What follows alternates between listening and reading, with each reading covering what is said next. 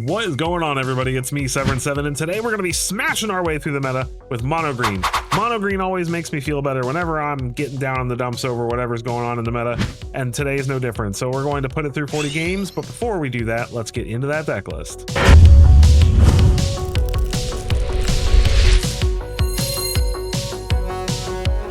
All right, here we are. It's mono green time. It's that time. It's whenever I get frustrated with the meta, I go to mono green because mono green seems to have the most answers to the most things in one deck, and it's very hard for opponents to deal with because it's very fast and it plays big stompy things.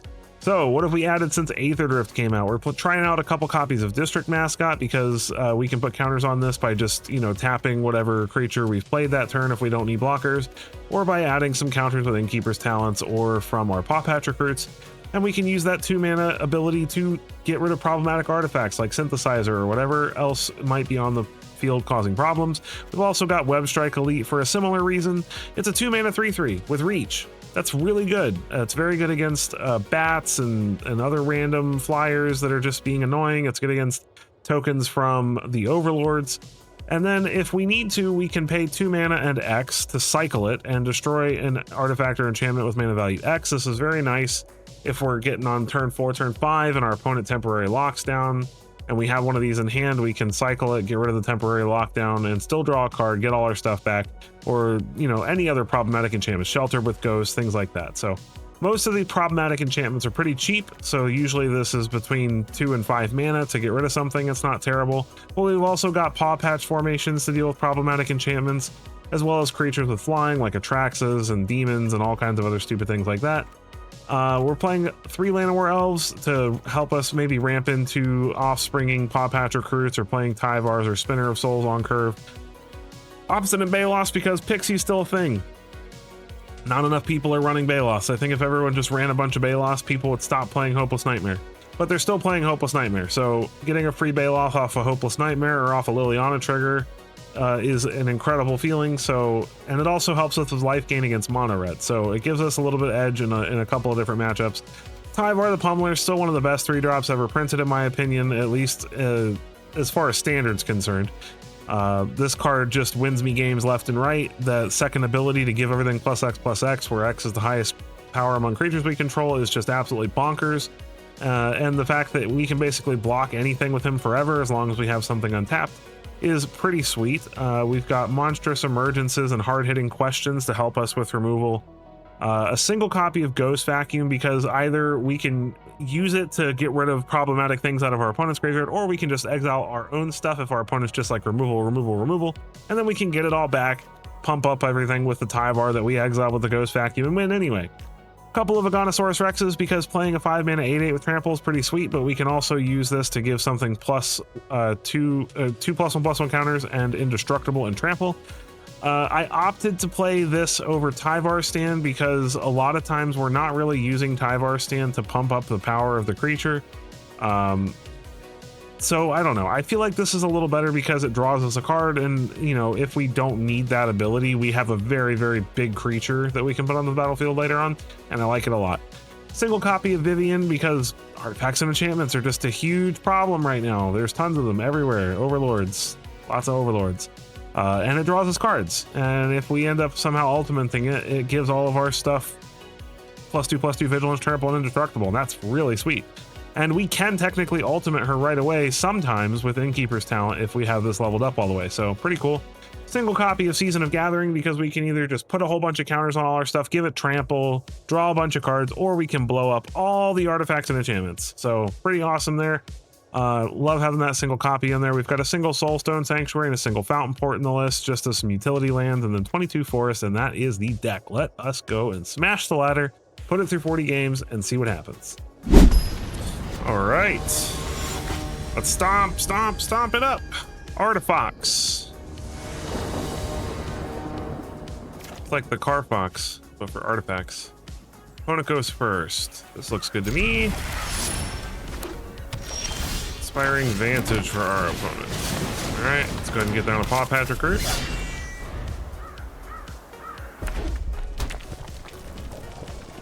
Mountain and a Run Develop Horde Master for the opponent. All right.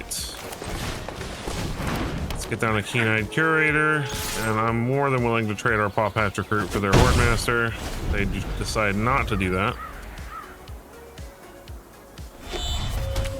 Sunbillow Verge. Let's see if they have a Howl Squad heavy here. Nope, Sheltered by Ghosts. Okay. Do we have another goblin? No? Okay.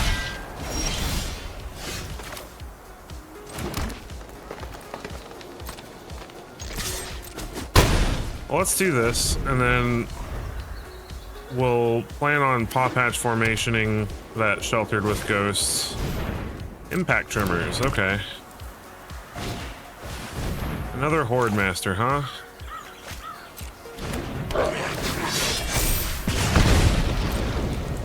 Let's let them go attacking. Destroy the Sheltered with Ghosts. Get back Keen-Eyed Curator and block. Go ahead and exile that Sheltered with Ghosts.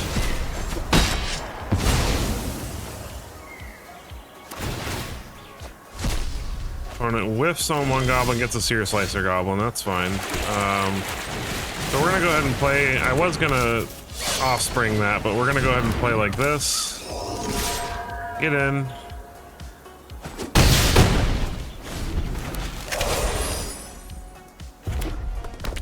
Mountain for the opponent and a War Leader's Call. Seer Slicer Goblin, ping us for 2. No point in them attacking. I know they want. Oh, they're going to. Okay.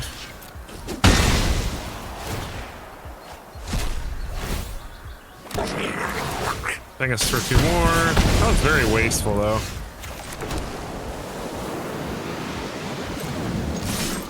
Let's attack like this.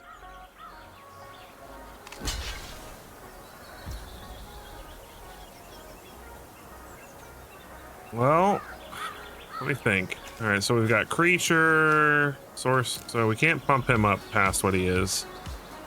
I can Aganosaurus Rex, or I can Web Strike Elite and get rid of the War Leader's Call.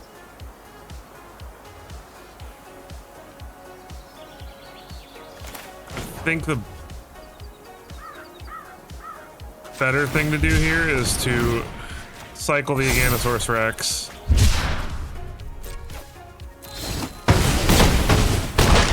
Oh, that was lethal. Math is for blockers, right? That was J. David RN. All right.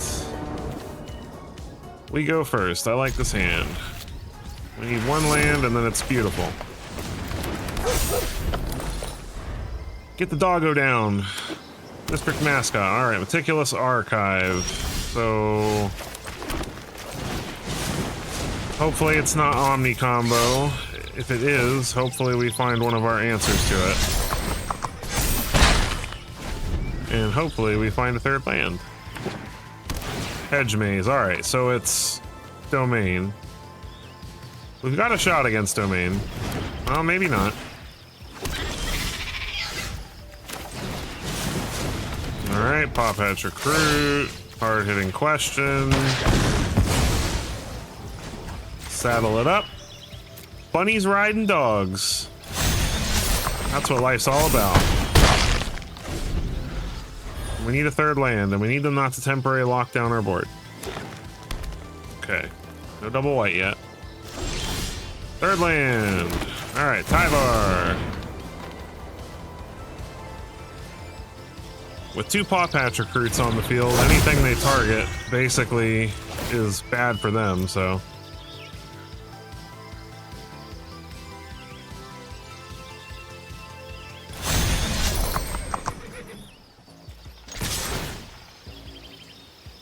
All right, they got a Ride's End apparently.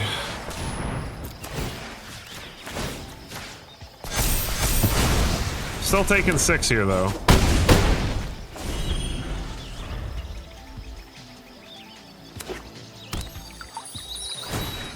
Passage. Oh, please don't have a Day of Judgment when I can't tap something for Tyvar. Don't let me be that unlucky. What color does he fetch? White would make the most sense. Even an Overlord of the Mistmores would be kind of rough here.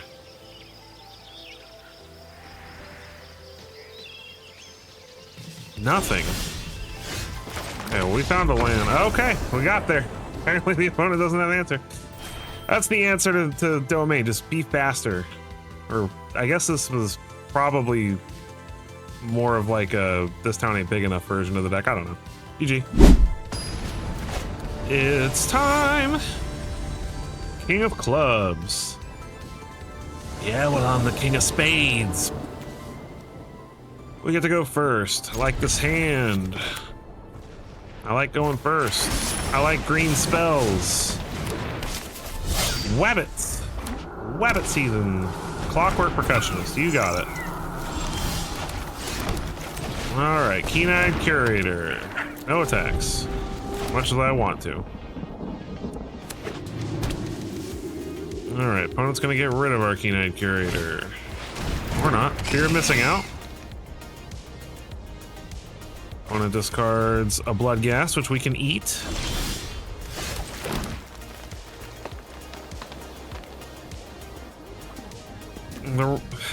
The right play is to eat that, right? Like, I want to play Tyvar, but...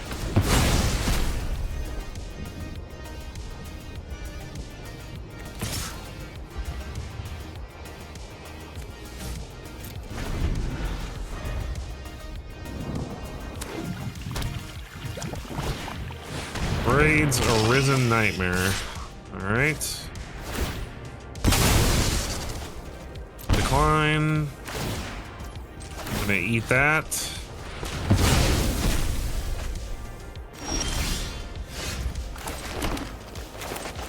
Alright, we're gonna play Tyvar. We're gonna play Paw Patch. Now if they want to block, they gotta give up their Braids, and I'm cool with that. I'll trade my 2-drop for your 3-drop. Especially since I've already kind of eaten some stuff out of their graveyard. And we have a 5th land, so if they don't deal with Tyvar this turn, we've got quite a potential attack next turn. Especially because people forget to read Tyvar a lot. Unfortunately, they play a lot of sacrifice a creature, exile a creature stuff, and that's really not fun for us, so hopefully that's not what we're about to see.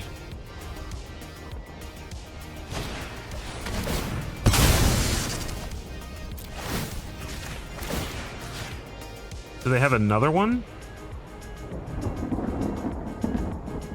Because that was definitely not the target.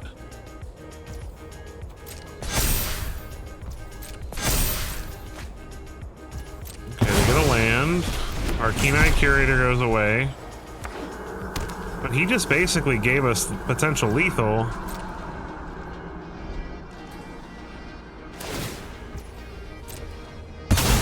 Oh, you can have at it. Have a creature. Or have a card, I mean. Attack all? Opponent doesn't read Tyvar. Opponent has an answer?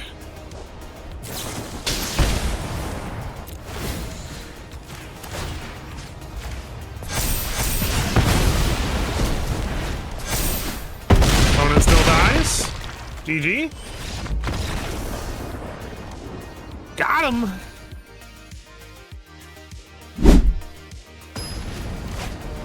All right, Mr. Right 9. All right, Mr. Right.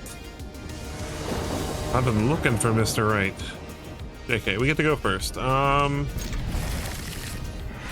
wish we had a 1-drop, but I'm not gonna sit here and complain about not having a 1-drop when we're on the play. We do have 2-drops, so. Molten Duplication, huh? Alright. Keen-Eyed Curator.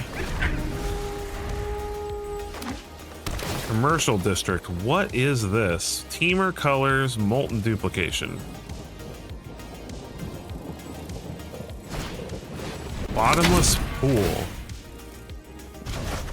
Okay.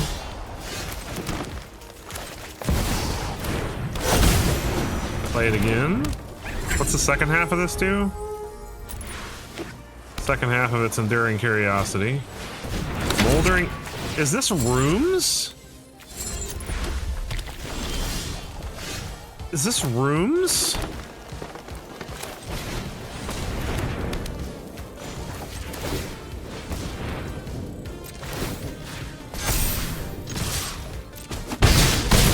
I guess I'm gonna try to grow this out of range of them wiping my board with something.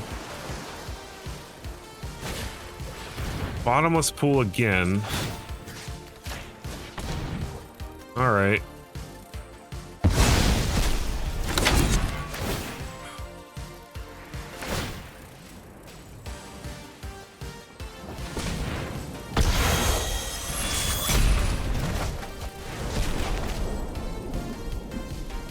I guess I have to take the risk that they're gonna wipe my board now.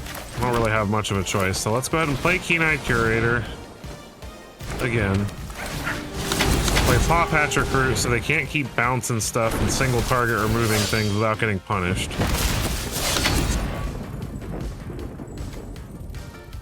Counter on the Curator.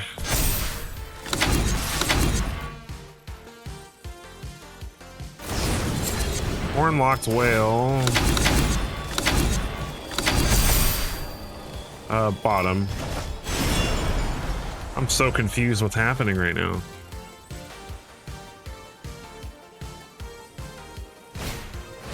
Roaring Furnace. They have 3 cards in hand.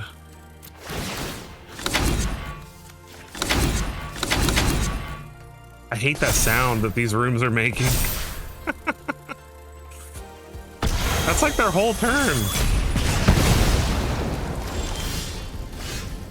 They're like half dead. Oh my gosh, that annoying sound.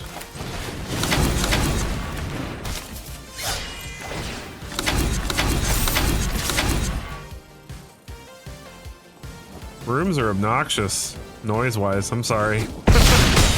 Bonus down to 5.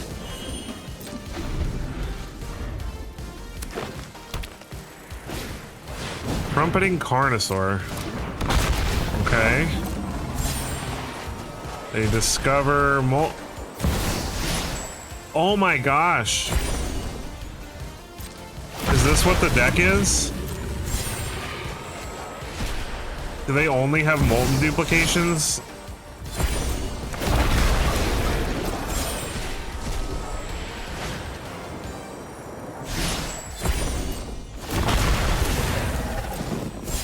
Is this how I die?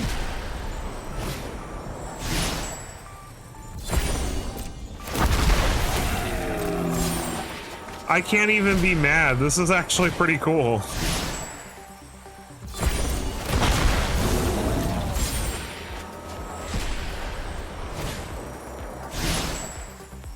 All right, you got me, opponent. Give him the nice deck. This is new. All the rooms they cost a ton of mana, so you can literally play a bunch of rooms with cheap sides for removal and ramp and things like that, and then that's pretty cool. That's pretty cool. I'm not even mad. At least I lost to something cool. Good game, Mr. Wright. Defeated with honor. I found somebody to stomp. It's Blitz. Or Bits. Or B2TZ, I don't know. We get to go first though, beautiful. And we've got probably the best curve we could ask for. Because we've got elves into Spinner of Souls, and if they remove our elves, we still have a 2-drop to play. Meticulous Archive. Go ahead and get down Spinner of Souls. Let's see if it's Domain or if it's Omni Combo. It's something that wants our stuff to get lost. Well, that was rude.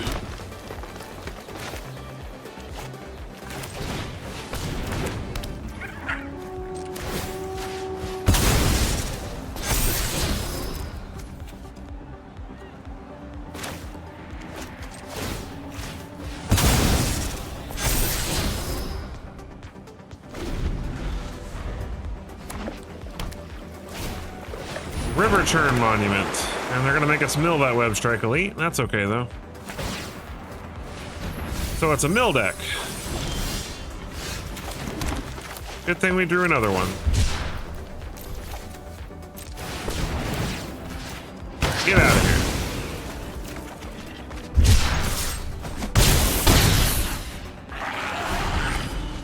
here. No milling us with River Churn Monuments. Not today. Oh, never mind. I was wrong. Okay, well, in that case, instant, artifact, enchantment, and creature.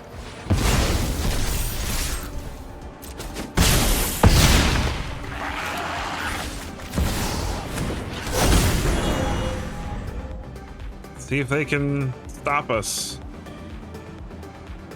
Temporary lockdown. Yeah, but that gets rid of their thing too, so.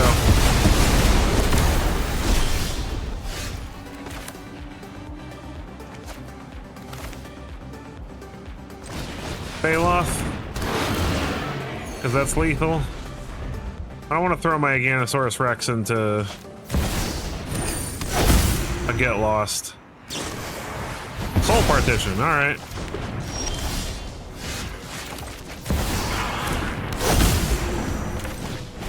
Another Baloth.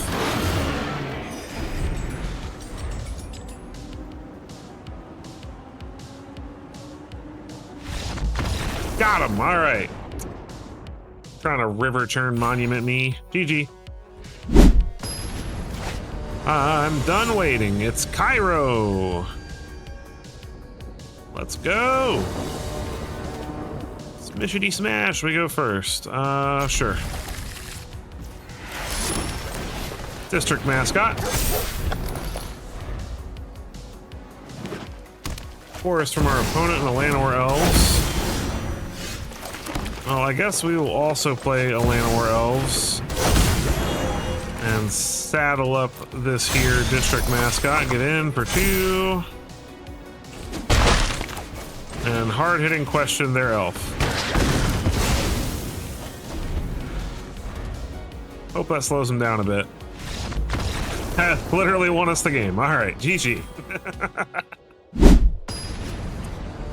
Hammer time! Demonietto, the Brilliant. Good old Gale. Opponent goes first. We'll try this. Thundering Falls. They mill a spell at our retreat. Alright.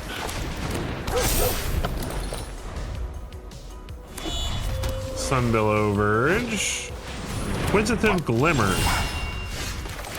Interesting. Let's play an Innkeeper's Talent.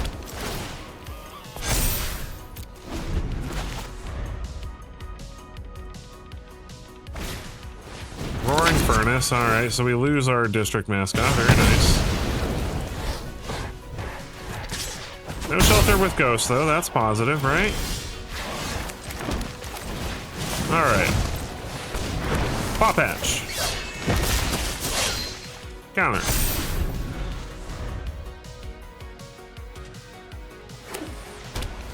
At least this time, if they want to target our stuff, they got to pay for it. Gremlin Tamer. And another Roaring Furnace.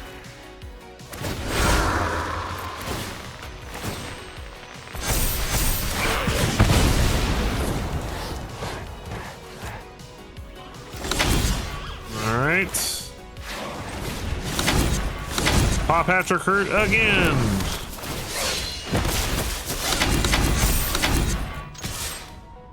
No attacks, because they can profitably block that still.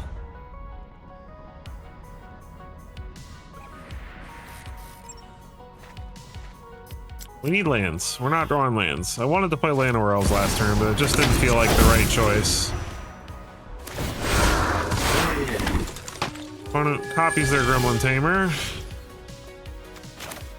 Alright, well, we're going to play Llanowar Elves. And we're going to Reveal a creature. Hit this Inquisitive Glimmer. Use Baloth.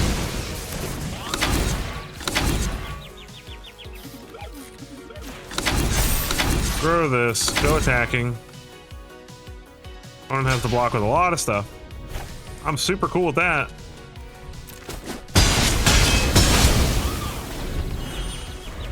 They must have a board clear. Sheltered with ghosts. It's annoying, but it's okay.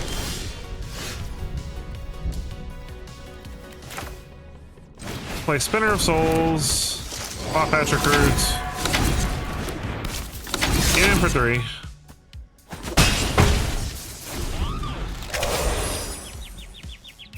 Not sure what this deck is trying to do, but I'm feeling pretty good about where we're at. Alright, land, Vivian. Concrete jungle. That was enough. There we go. GG. Paw Patch saving the day.